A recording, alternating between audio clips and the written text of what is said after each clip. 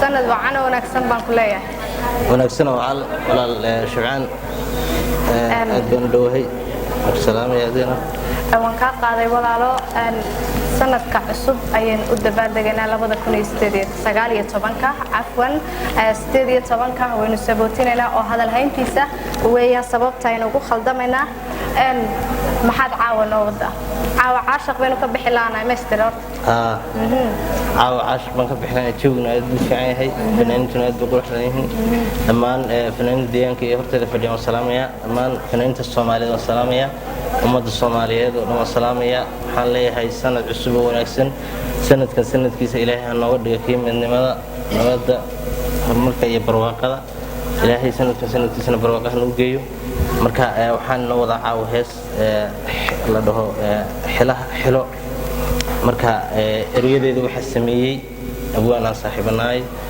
oo abwaan Maxamed Khaliif Ibrahim Xaraash la dhaho laxanka ana isku tijaabiyay muusigana waxa tumaya Henook Adlabaajow marka sanad wanaagsan oo wacan baan leh waa tahay daawadayaal waxaan oran karaa fanaaniinta deegaanku waa isku filan laxan inay dibadda uga keento ma baahna waxaad arkaysaa fanaankii inuu heesay kula heestaana laxan ka saartay aad ayaan idinku hambalyeeynaya Cabdi Fataax iyo masraxa ayaan u kala baxaya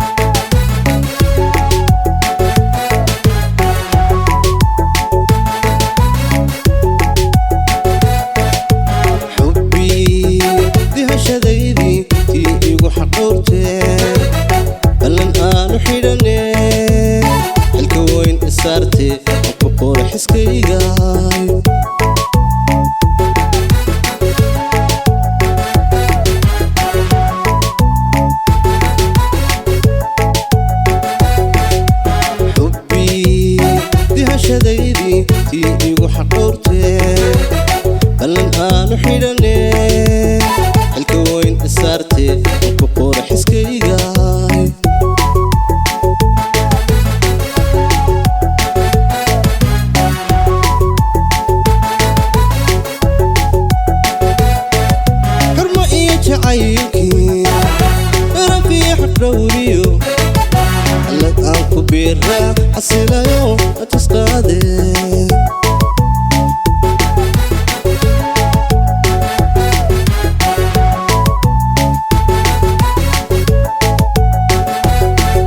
karma iyo jacaylkii rafiix dhowriyo lad aan ku biira xasilayo tusqaade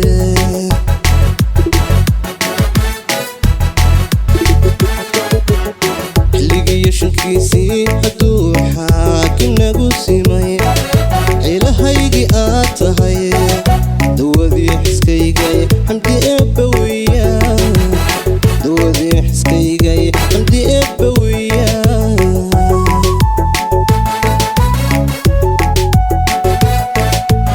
xilligii shankiisii hadduu xaakim nagu simay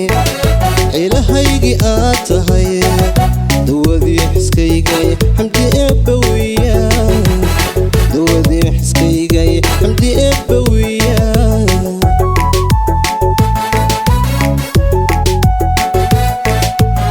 xilligii shankiisii